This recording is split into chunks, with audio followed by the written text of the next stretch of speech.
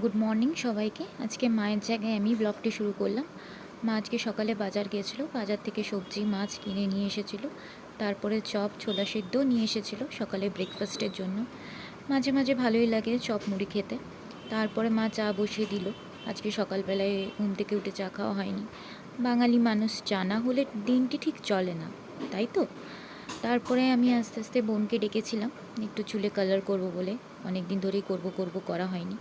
তারপরে এই যে মা বাজার থেকে মাছ নিয়ে এসেছিলো, লোটে মাছ এখানে কেটে সব রাখা আছে। আস্তে আস্তে সেই মাছ মা রান্না করলো। সবাই বললো কার কার লোটে মাছ খেতে ভালো লাগে। তারপরে মা স্নান করে এখানে পুজো দিচ্ছে। মাঝে মধ্যে আমিও পুজো দিয়ে দিই। আসলে মায়ের তো অফিসে যেতে মায়ের তাড়াহুড়ো থাকলে মাঝে মধ্যে আমি দিয়ে দিই। মায়ের অনেকটাই সময় লাগে পুজো দিতে আর কি। তারপরে মা বললো আমাকে আর বোনকে এখানে খেয়ে নিতে, কারণ বোন আবার 4টের সময় নাচের ক্লাস আছে, বেরিয়ে যাবে।